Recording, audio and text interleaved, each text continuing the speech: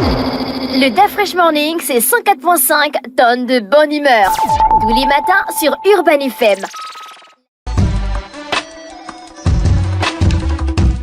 Vous êtes sur les 104.5 Urban FM, la station urbaine. On est avec Jean-Paul. Jean-Paul, bonjour. Bonjour DaFresh. Comment tu vas ce matin? Ça va, ça va. Tu es grippé? Non, c'est la poussière en fait. La poussière, Jean-Paul, on est en saison des pluies. La poussière est finie. La poussière, non, il y c'est a la les deux. Tu sais, quand il pleut, la poussière qui est sur le sol a tendance à remonter. Ça me fait comme mais quand il pleut, la poussière est mouillée. Ça devient la boue. Non, mais ça remonte. Il y a une partie qui remonte. Ça fait comme une forme d'allergie en fait. Jean-Paul, l'actualité internationale t'emmène où? On va au Niger, hein? Oui, en fait, je voulais te poser une question. Oui. Tout le monde communique sur Israël. Qui communique sur la Palestine? Ben, parce qu'il faut savoir que la plupart des journaux dans lesquels, les journaux que nous consultons, ce sont des journaux occidentaux. Et les occidentaux sont pro-Israël. Donc, si vous suivez Al Jazeera, si vous suivez Al Arabiya, si vous suivez les chaînes, par exemple, des pays arabes, c'est plutôt l'inverse. C'est plutôt, ils vont plus communiquer sur ce qui se passe dans les territoires occupés. Donc, ce qui se passe actuellement à Gaza ou ce qui se passe dans la Cisjordanie, donc à Jérusalem-Est et tous les territoires de la Cisjordanie. Donc, tout dépend de l'endroit dans lequel on se trouve. Donc, nous sommes dans une zone où nous avons tendance, c'est un réflexe, c'est lié à l'histoire aussi, à suivre les journaux français, à suivre les journaux anglais, espagnols et autres. Et eux, ils sont pro-occidentaux. Donc, ce sont des alliés d'Israël. Donc, eux, ils auront tendance à privilégier l'actualité israélienne plutôt que l'actualité sur les territoires occupés. Et ça aussi, ça se voit dans les analyses. Tous ont tendance à qualifier, par exemple, les actes portés par le Hamas d'actes terroristes. Parce qu'ils estiment que les hommes du Hamas et du djihad islamique se sont attaqués aux populations civiles pour propager la terreur. Mais il faut aussi savoir que il y a deux formes de terrorisme. Il y a le terrorisme informel, en l'occurrence celui du Hamas et du djihad islamique, parce que les méthodes employées sont vraiment des méthodes terroristes. Mais il y a aussi une forme de terrorisme d'État qui est employé par Israël, parce qu'Israël aussi ne fait pas mieux. La preuve, Israël a décidé de violer tous les principes du droit international en matière du droit de guerre, puisqu'ils ont décidé de mettre en place un blocus sur la bande de Gaza, alors que le blocus, toute forme de blocus est interdite par le droit international. On n'a pas le droit de faire un blocus total sur un territoire. Actuellement, ils ont coupé l'eau, ils ont coupé l'électricité, ils ont coupé l'accès aux vivres, ils refusent même que l'aide humanitaire puisse transiter et arriver à Gaza. Il y a une partie des réfugiés, en fait, de la population palestinienne qui a tenté de quitter le Gaza en passant par le point de passage entre Gaza et l'Égypte. Et même dans cette zone-là, l'aviation israélienne a bombardé cette zone-là pour empêcher justement aux Palestiniens de sortir du territoire. Alors que c'est le même Benjamin Netanyahu qui avait demandé justement aux Palestiniens d'évacuer Gaza parce qu'ils allaient bombarder ce territoire-là. Donc, tu vois en fait, dans la zone, il y a la Cisjordanie et la bande de Gaza. Les gens qui sont à la Cisjordanie et les gens qui sont à Gaza, c'est la même population. C'est la même population. En fait, c'était toute la zone là. Maintenant, en 1948, quand on a créé Israël, c'était un tout petit territoire. Maintenant, eux-mêmes, les Israéliens, ils ont estimé que le territoire qu'on leur avait donné était trop petit. Et donc, eux-mêmes, unilatéralement, avec l'aide des Occidentaux, ils ont commencé à élargir leur territoire. Eux, ils partent du principe qu'ils font une lecture, comment dirais-je, biblio-historique. Ils estiment que le territoire qu'ils considéraient comme celui d'Israël, c'est le territoire qui est tel qu'il est défini dans le Premier Testament, notamment le territoire du roi Salomon. Et donc, ce territoire du roi Salomon intègre certaines parties. Vous avez pas seulement la Palestine, vous avez aussi une partie du Liban qui est au nord, une partie de la Syrie avec le plateau du Golan, une partie qui allait vers l'Égypte avec le Sinaï. Alors, maintenant, il va y avoir, toujours selon la Bible, il va y avoir un exode des Juifs, d'abord en Égypte, et puis après, il va y avoir, ils vont revenir sur cette terre-là avec Moïse, mais après, il va y avoir après Moïse, les Juifs ne vont pas rester là. Ils vont aller à travers le monde entier. Maintenant, après l'Holocauste, la question était de savoir, puisque les Juifs ont plus ou moins subi toute forme de racisme et d'ostracisme et de stigmatisation sur certaines terres. Et donc, il fallait donc leur trouver un territoire à eux où ils pourraient bâtir un État juif. Et donc, les Occidentaux, au sortir de la Seconde Guerre mondiale, ils ont tout simplement fait, à mon avis, ils ont trouvé la solution la plus simple. C'est de dire, les Juifs reviennent d'où? Ils reviennent de ce territoire-là, Israël, c'était là-bas, et puis on les ramène là-bas. Or, entre-temps, les Arabes avaient colonisé le territoire, s'y étaient installés depuis des siècles. Maintenant, la question est de savoir qui est légitimement le propriétaire de ces terres-là. Les Israéliens disent que c'est eux, les Juifs, en l'occurrence, parce qu'ils disent qu'ils étaient là avant. Les Arabes disent oui, mais avant c'est quand? C'est il y a très très longtemps, nous sommes là depuis, entre-temps. Donc, mais ils ont carrément grignoté le territoire à un niveau là où la bande de Gaza est séparée de la Cisjordanie. Oui. Tu ne peux pas aller de la Cisjordanie en Gaza sans passer par Israël. Oui, en fait, comme je l'ai dit, ce territoire-là s'est élargi au fur et à mesure du temps. Maintenant, arrive un problème où la question palestinienne divisait jusqu'aux accords d'Oslo de 1992. Il y avait un problème, c'est que les faits étaient là, c'est que sur le territoire où Israël s'était installé, il y avait d'abord des populations qui habitaient là, qui constituaient la Palestine, même si la Palestine en tant qu'État n'existait pas. Et donc, la question va se poser de savoir que vous avez des populations qui revendiquent une nation, appartenir à une nation, en l'occurrence la nation palestinienne, mais il s'avère que le territoire sur lequel cette nation-là revendique la propriété du territoire, la propriété de la terre, est occupée par un autre État qu'on appelle Israël. En fait, c'est ça le problème israélo-palestinien. Ce n'est pas le fait que l'on nie l'existence du peuple palestinien. Non, le peuple palestinien existe, c'est un fait. Mais le problème, c'est quel est le territoire que la communauté internationale consent à reconnaître comme étant le leur. Et c'est là où est la difficulté. On était parvenu au terme, le conflit est long parce qu'il y a eu des guerres successives. Depuis 1948, on a eu la guerre de 6 jours en 1967, on a eu la guerre de Kippour en 1973, on a eu la première intifada en 84-85, on a eu la deuxième en 87, on a eu toute une série de conflits qui ont fait que la communauté internationale et surtout les Américains, ils se sont dit il faut trouver une solution. Bill Clinton, quand il est arrivé, il avait eu la géniale idée de, enfin, en tant que président américain, de dire il faut trouver une solution, il faut donner un territoire au peuple palestinien. Et donc, à partir de là, il va y avoir des négociations avec Yasser Arafat. Il faut aussi savoir que Yasser Arafat aussi, c'était un grand leader dans la mesure où il avait mis beaucoup d'eau dans son vin. Quand on regarde la posture du Fatah lors de sa création, le Fatah ne voulait pas, avait nié l'existence d'Israël. C'est ces positions-là que le Hamas et le djihad islamique ont, comme l'Iran aussi. Ils ne reconnaissent pas l'existence de l'État d'Israël. Mais Yasser Arafat avait compris que les armes seules ne pouvaient pas permettre d'aboutir à ce résultat-là, parce que s'il fallait utiliser les armes, Israël avait un soutien non seulement des États-Unis, mais aussi de tous les Occidentaux, qui disposent des meilleures armes jusqu'à présent, qui disposent de moyens financiers colossaux, qui disposent de moyens diplomatiques colossaux, parce que si tu veux l'architecture mondiale telle qu'elle est conçue à l'issue de la fin de la Seconde Guerre mondiale, et ce sont les Occidentaux qui l'ont mis en place. Donc si tu veux, le monde dans lequel on se trouve, c'est un monde qui est dominé par les Occidentaux. Et donc, pour parvenir à un résultat, il fallait faire un peu comme l'ont fait les Sud-Africains, c'est-à-dire l'ANC, c'est-à-dire parvenir à la négociation, à obtenir des résultats. Gandhi l'avait fait, Martin Luther King en son temps l'avait fait, Nelson Mandela aussi dans son temps l'avait fait, et donc Yasser Arafat va consentir à changer, si tu veux, son positionnement, à ne plus faire de la lutte armée la seule façon de parvenir à la création d'un État palestinien, mais il va accepter de négocier avec les Israéliens. Et en face aussi, il va y avoir l'arrivée pour la première fois de travaillistes, notamment Yitzhak Rabin qui lui aussi, qui est un ancien ministre de la Défense, un ancien officier de Tzahal, l'armée israélienne.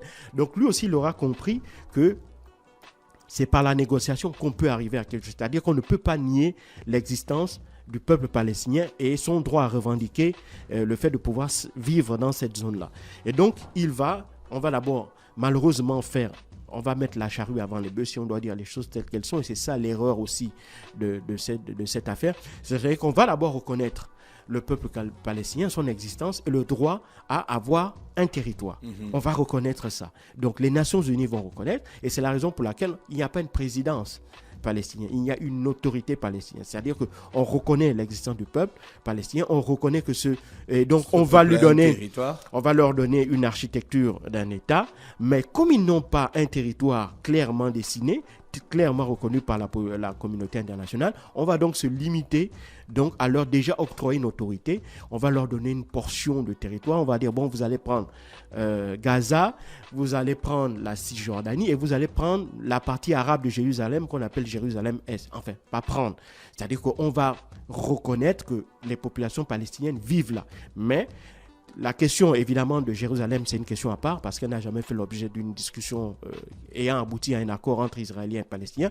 Mais pour ce qui concerne la Cisjordanie en 92 et Gaza, c'était plus ou moins clair. Restait maintenant à formaliser cet accord-là et puis peut-être par la suite à rediscuter de la question du statut de Jérusalem. Malheureusement, les choses ne vont pas aller dans le bon sens puisque Yitzhak Rabin va être immédiat, quelques 2 mois après, il va être assassiné. Et Shimon Peres qui va arriver là va se retrouver face à une opinion publique qui était totalement désemparée, et surtout en face, les Palestiniens vont vivre comme un véritable drame la mort de Yitzhak Rabin, parce que c'était celui qui avait... Le processus de paix était entamé. Voilà, était bloqué, et Shimon Peres ne va pas parvenir à aller au bout de ce processus-là. Pourquoi ? Parce que lui, malheureusement, à la place de Yitzhak Rabin, d'abord, c'est pas un militaire, c'est un civil, et puis deuxièmement, il n'avait pas confiance en Yasser Arafat. Alors que Yitzhak Rabin, je ne dirais pas qu'il avait confiance, mais il avait pris le pari de faire confiance à Yasser Arafat. Et donc, il va y avoir des pesanteurs, et puis après, Ehud Barak va arriver. Ehud Barak, lui, il va d'abord avoir la droite, va revenir, Netanyahou en 96, oui, et puis... Après, il va être battu, il va être remplacé par Ehud Barak, qui lui va revenir avec le même discours que Yitzhak Rabin en disant que moi je veux la paix et je veux véritablement discuter avec la paix. C'est là où il va y avoir les accords de Camp David. Enfin, pas des accords, il va y avoir des discussions à Camp David lors du deuxième mandat de Bill Clinton. Et malheureusement, ces accords ne vont pas aboutir parce que le problème, c'est que Ehud Barak avait proposé un mauvais accord à Yasser Arafat. Yasser Arafat était venu avec beaucoup d'espoir, mais l'accord qu'on lui avait proposé, il estimait qu'il était tellement mauvais, c'est-à-dire que la portion de territoire sur la Cisjordanie était trop petite, et c'était trop éloigné de Gaza. Il n'y avait quasiment pas de corridor pour permettre à Gaza et à Cisjordanie d'être liés. Donc, il savait qu'il ne pouvait pas présenter cet accord-là au peuple palestinien et être accepté. Et donc il ne va pas signer cet accord. Malheureusement, les ressources occidentaux vont lui reprocher par la suite de ne pas avoir fait cet effort-là, de ne pas avoir voulu la paix. Et donc, on va aussi imputer, et politiquement, ça va se retourner contre Ehud Barak parce qu'il va commettre l'erreur d'accuser Yasser Arafat de mauvaise foi. Et donc, lui aussi, ça va lui retomber dessus en disant qu'il n'a pas été capable de trouver la paix. Et ça va ramener justement la droite au pouvoir. Ariel Sharon va arriver. Ariel Sharon, lui, va avoir une attitude totalement terrible vis-à-vis de Yasser Arafat, qu'il détestait au plus haut point pour des raisons personnelles. Ariel Sharon aussi, qui était un monstre de la politique israélienne, ancien ministre de la Défense, lui, quand il va arriver, malheureusement, il était élu par la droite israélienne, mais il va malheureusement s'extrême droitiser, si on pourrait dire, dans les actes qu'il va poser. Il va être extrêmement dur envers l'autorité palestinienne. Il va lui dénier toute forme d'existence ou de reconnaissance. Il va absolument refuser de discuter avec Yasser Arafat, dont il avait encore à l'esprit que c'était un terroriste, donc le Yasser Arafat des années 70 et 80. Et donc ça va faire que il va tenter de détruire les accords d'Oslo, il va tenter même d'attenter à la vie de Yasser Arafat.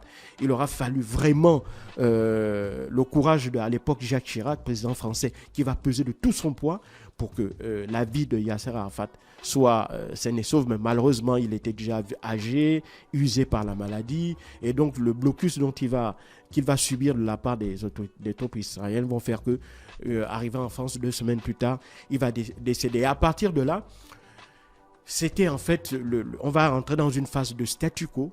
Et ce statu quo-là perdure jusqu'aujourd'hui et malheureusement dans le mauvais sens, dans la mesure où lorsque Benjamin Netanyahu va arriver au pouvoir, eh ben, il ne va cesser de satisfaire l'extrême droite. Il va cesser de se tourner vers le centre droit ou vers la gauche israélienne. Mais ils n'avaient pas le choix, ils ont duré sans trouver une solution.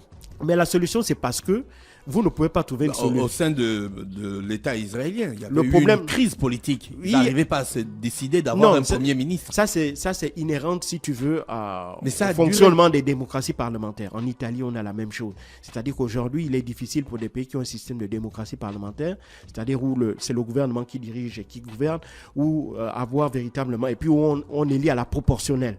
En Israël, les élections se font à la proportionnelle, donc c'est comme en Italie, donc c'est difficile d'avoir des alliances et c'est ce qui explique en partie l'instabilité que l'on observe. Mais le problème, à mon sens, parce que j'observe cette question-là depuis quand même pas mal d'années, je pense que si on veut être un peu honnête, c'est que en réalité, Israël, si on peut prendre depuis le retour de Benjamin Netanyahu en 1999, il n'y a jamais eu véritablement de la part d'Israël une volonté manifeste d'octroyer de vrais pouvoirs tel que l'on le consent, d'un État souverain à la Palestine. Ils ne veulent pas entendre parler d'un État qui s'appelle la Palestine. Ils veulent, à la rigueur, accepter qu'il y ait des Palestiniens qui soient là, qui soient casés quelque part, mais qui ait un État, c'est-à-dire qui est reconnu avec tout ce que la souveraineté accorde comme privilège à un peuple et à un territoire. Ça, Israël a toujours refusé de le faire. On va revenir sur le Niger.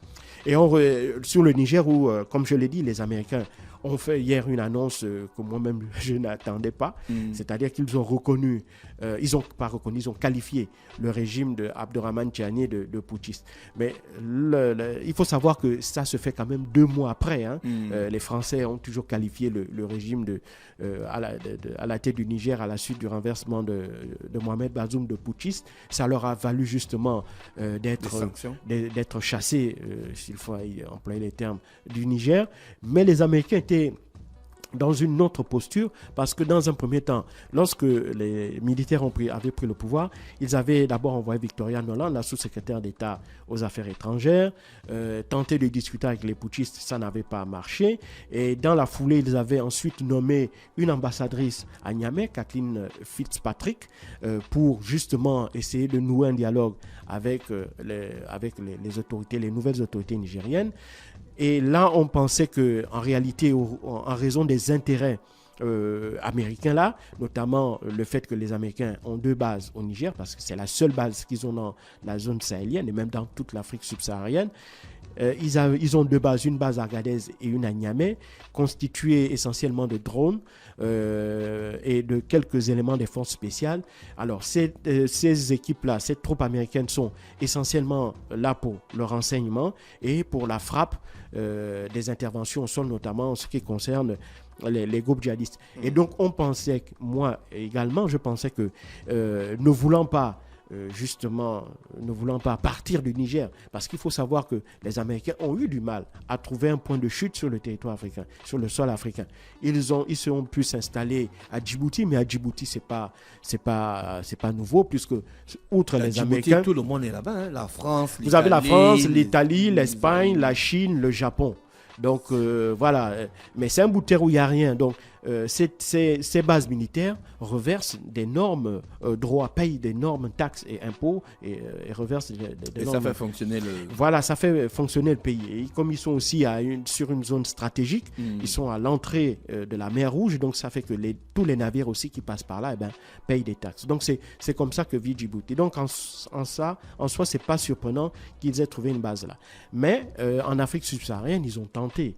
Je me rappelle, durant les années 90 et 2000, ils avaient absolument tout fait. Ils étaient même venus ici au Gabon pour tenter d'obtenir de Omar Bongo la création d'une base. Malheureusement, ça n'a pas marché en raison du ressentiment de la présence étrangère sur le sol. Déjà que pour la France, ce n'était pas évident.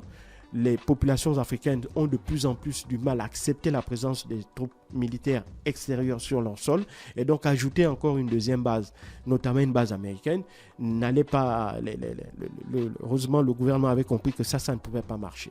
Et donc, moi, je pensais également, comme la plupart des observateurs, que les Américains ayant pu avoir un pied à terre, enfin sur un territoire africain, ils n'allaient pas tout mettre en œuvre pour que, évidemment, ils soient rapidement évacués hors hors de ce territoire-là. Or, il s'avère que les Américains, malheureusement, ont décidé de changer de stratégie. Maintenant, on va voir ce que ça va donner. Mais le fait qu'ils disent qu'avant, ils avaient dit qu'il n'y avait pas de coup d'État, il y avait eu une tentative de changement de régime.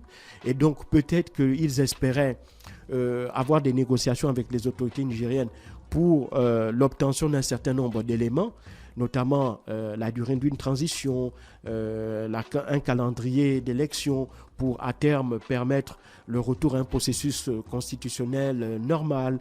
Et donc apparemment, je crois qu'ils n'ont pas certainement obtenu satisfaction pour toutes ces questions-là. D'autant plus qu'à côté, il y a aussi des formes de diplomatie parallèles qui se font. D'un côté, on a le Nigeria et la CEDEAO qui malheureusement n'arrivent plus à discuter avec les autorités nigériennes en raison des sanctions qu'ils imposent au Niger et aussi de la menace d'une intervention militaire. Il y a l'Algérie qui a décidé de se mêler un peu de cette question-là, puisqu'elle était parvenue à faire signer ce qu'on appelle les accords d'Alger, qui était parvenue à stabiliser la zone à la frontière entre l'Algérie et le Mali. Et donc elle espérait pouvoir être en capacité de réaliser ce même exploit-là, c'est-à-dire à parvenir à un accord de paix ou à parvenir à un accord politique entre à la fois les partis politiques au Niger, les voisins, dont les pays de la CEDEAO, pour enfin Qu'est-ce que ça stabiliser. implique? Qu'est-ce que ça va impliquer comme conséquence. Voilà, qu'est-ce que ça va impliquer comme conséquence, la décision, la position des États-Unis? Bon, la position, d'abord, elle est politique. Ça veut donc dire que il y a des dispositions de la Constitution américaine qui interdisent au gouvernement américain de discuter ou d'avoir des relations diplomatiques avec un pays dirigé par des putschistes. Et on entend par putschistes des militaires qui ont pris le pouvoir par la force. C'est ça, selon la Constitution américaine, c'est ça la définition de putschiste. Et donc, il considère que la prise de pouvoir par le général Abdourahmane Tiani est une prise de pouvoir putschiste, parce que ce sont des militaires qui ont renversé par la force un gouvernement qu'ils considèrent, eux, comme étant qui était légitimement élu, donc le gouvernement de Mohamed Bazoum. Et par conséquent, donc, ils vont suspendre les relations diplomatiques. Ils vont également suspendre l'aide apportée au Niger. Il faut savoir que le Niger est le premier pays d'Afrique subsaharienne à bénéficier de l'aide américaine en termes de montant et le deuxième sur l'ensemble du continent africain. Donc, il faut savoir que ils vont se ranger dans la même position que la France. La France qui avait suspendu ce qu'ils appellent des soutiens à l'appui budgétaire. C'était une aide financière pour aider le gouvernement nigérien à, si tu veux, clôturer leur budget, compléter leur budget chaque année. Et donc là, évidemment, c'est l'autre conséquence. Maintenant, reste à savoir la question des forces armées déployées là, puisque le Niger est dirigé par un gouvernement putschiste et que les relations diplomatiques sont suspendues. Il est donc clair que la présence militaire américaine va être donc contestée par les autorités nigériennes, comme ils l'ont contesté pour la présence des militaires français. Donc, on va s'attendre évidemment à une levée de bouclier, à un départ peut-être imminent des troupes américaines. Ça va malheureusement isoler un peu plus le Niger non seulement vis-à-vis de la communauté internationale, mais ce qui est clair, c'est qu'on est dans un monde multilatéral. Et donc, comme la Chine et la Russie, par exemple, n'ont pas qualifié le régime d'Abdourahmane Tiani des militaires de putschistes, il ne serait pas étonnant que les autorités nigériennes se retournent vers la Chine et vers la Russie pour en faire, si tu veux, la plaque tournante de leur diplomatie. Merci Jean-Paul avec nous ce matin sur les 104.5 Urban FM, la station urbaine dans le Dafresh Morning pour l'actualité internationale. Merci à tous les auditeurs qui continuent à nous envoyer des big ups sur le 065 05 10 45. On se retrouve juste derrière. Le Dafresh